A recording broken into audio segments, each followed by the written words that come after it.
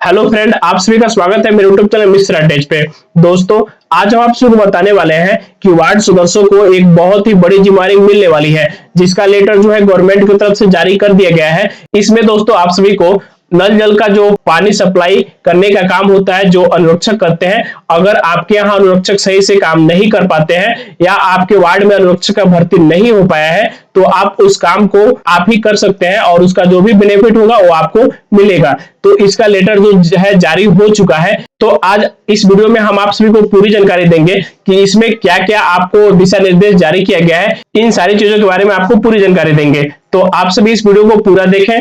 अगर आप इस चैनल पे नए हैं तो प्लीज मेरे चैनल को सब्सक्राइब जरूर कर लीजिएगा, साथ में बेल आइकन का नोटिफिकेशन को ऑन कर लीजिएगा, ताकि जब भी हम इस तरह का वीडियो लेके आए तो आपके पास नोटिफिकेशन जा सके और आप उस वीडियो का लाभ ले सके। तो दोस्तों, वीडियो को हम शुरू करते हैं। यहाँ पे आप सभी देख सकते हैं, मुख्यमंत्री ग्रामीण पेयजल निश्चय योजना की दीर्घकालीन अनुरक्षण नीति के तहत योजना के रखरखाव हेतु अनुरक्षक नियुक्त किए जाने के संबंध में संशोधित दिशा निर्देश। यहाँ पे आप सभी स्पष्ट देख सकते हैं कि जो दीर्घकालीन अनुरक्षण नीति के तहत जो है अनुरक्षक की नियुक्ति की जाने के संबंध में दिशा निर्देश जारी किया गया है गवर्नमेंट की तरफ से। तो इस दिशा निर्देश को देखने के लिए आपको यहाँ पे क्लिक करके डाउनलोड करना होगा। यहाँ पे क्लिक करके आप डाउनलोड कर लीजिएगा। तो जैसे दोस्तों यहाँ पे हम डाउनलोड कर चुके हैं, यहाँ पे आप सभी देख सकते हैं बिहार सरकार पंचायती राज विभाग के द्वारा ये आदेश जो है जारी किया गया है।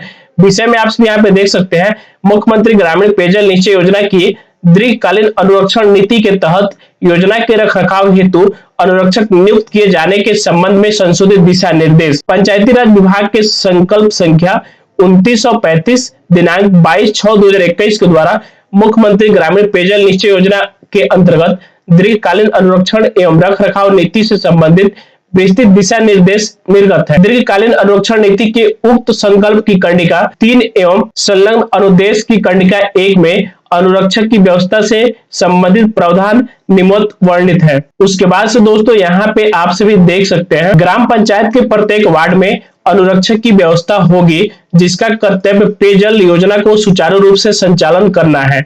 समानतः वार्ड सदस्य अनुरक्षक के रूप में काम करेंगे। वार्ड सदस्य की अनुच्छा पर वार्ड सभा वार्ड सचिव को अनुरक्षक बना सकेंगे। तो जैसे कि दोस्तों यहाँ पे आप सभी स्पष्ट जो है गवर्नमेंट के द्वारा जारी कर दिया गया है, समानतः वार्ड सदस्य अनुरक्षक के रूप में काम करेंगे। अगर वार्ड सदस्य जो है इच्छुक नहीं है तो उस संबंध में वार्ड सभा जो है वार्ड सचिव को अनुरक्षक बना सकेंगे। अगर वार्ड सदस्य अनुरक्षक के पद पे काम करना नहीं चाहता है तो उस परिस्थिति में वार्ड सभा जो है वार्ड सचिव को अनुरक्षक के रूप में पदभार दे सकती है। लेकिन जो है इसमें दिशा निर्देश जारी कर दिया गया है कि समानतः वार्ड सदस्य अनुरक्षक के रूप में काम करेंगे। इसका लेटर जो है गवर्नमेंट की तरफ से जारी कर दिया गया है। उसके बाद से यहाँ पे आप सभी देख सकते हैं, मुख्यमंत्री ग्रामीण पेयजल निश्चय योजना के दीर्घकालीन अनुरक्षण एवं रखरखाव नीति के तहत प्रस्तावित प्रावधान के आलोक में ग्राम पंचायत के वार्ड क्षेत्र अंतर्गत समीक्षा के क्रम में यह पाया गया है कि सरकारी भूमि की अनुपलब्धता के आलोक में कतिपय रैयतों द्वारा पेयजल पूर्ति योजना के लिए उनके द्वारा दान में की गई जमीन पर संबंधित वार्ड का टंकी एवं बोरिंग स्थापित किया गया है। पेयजल पूर्ति योजना के सतत संचालन में उक्त भूमिदाताओं की महत्वपूर्ण भूमिका रही है। विभागीय संकल्प संख्या 2935 दिनांक 22/6/2021 की कंडिका 10 में यह प्रावधान वर्णित है कि मुख्यमंत्री ग्रामीण पेयजल निश्चय योजना के सतत संचालन एवं उचित प्रबंधन हेतु पंचायती राज विभाग समय समय पर अग्रतर दिशा निर्देश जारी कर सकेंगे। उपरोक्त अनुक्रम की निरंतरता में यह आवश्यकता है कि मुख्यमंत्री ग्रामीण पेयजल निश्चय योजना के दीर्घकालीन अनुरक्षण नीति के तहत पेयजल पूर्ति योजना में भूमिदाता रैयतों के लिए अनुरक्षण की व्यवस्था में सहभागिता स्थापित की जाए। उपयुक्त के आलोक में निम्नवत व्यवस्था पुनर्स्थापित की जाती है। यदि किसी रैयत द्वारा संबंधित वार्ड क्षेत्र अंतर्गत भूमि राज्यपाल के नाम से निबंधित कर दान में की गई हो तो उक्त भूमिदाता रैयत अथवा उनके परिवार के किसी सदस्य को पहली प्राथमिकता के आधार पर अनुरक्षक के रूप में चयन किया जा सकेगा। तो जैसे दोस्तों यहाँ पे आप सभी समझ गए होंगे, जो नल जल का पानी टंकी जो लगा होगा, अगर किसी रैयत के द्वारा संबंधित वार्ड क्षेत्र अंतर्गत भूमि राज्यपाल के नाम से निबंधित कर दान दे दी गई हो तो उक्त अभिदाता रैयत अथवा उनके परिवार के किसी सदस्य को पहली प्राथमिकता के आधार पर अनुरक्षक के रूप में चयन किया जा सकेगा। अगर कोई दान दिए हो, राज्यपाल के नाम से जमीन दान अपना कर दिए हो, तो उस केस में अनुरक्षक के रूप में सबसे पहले उसको प्राथमिकता दिया जाएगा। उस जमीनदाता के घर का कोई सदस्य जो है अनुरक्षक बन सकता है। यदि संबंधित रैयत द्वारा दान में दी गई भूमि राज्यपाल के नाम से निबंधित नहीं की गई हो तो उनके द्वारा दान में की गई जमीन को राज्यपाल के नाम से निबंधित किए जाने के उपरांत ही उक्त रैयत या उनके द्वारा नामित किए गए उनके परिवार के किसी सदस्य को अनुरक्षक के रूप में चयनित किया जा सकेगा।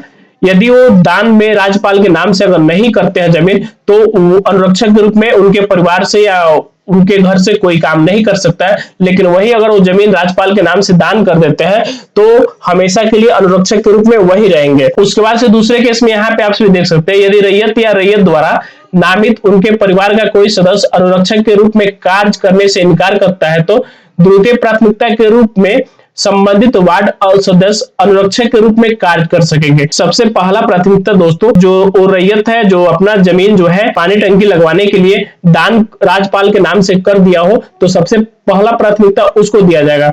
दूसरे प्राथमिकता में जो है वार्ड सदस्य जिसको भी चाहे उसको कर सकते हैं अनुरक्षक के रूप में बहाल। तीसरा में आप सभी यहाँ पे देख सकते हैं, यदि वार्ड सदस्य द्वारा अनुरक्षक के रूप में कार्य करने की अनुच्छा व्यक्त की जाती है तो वार्ड सभा के अनुमोदन से वार्ड सचिव को अनुरक्षक बनाया जा सकेगा।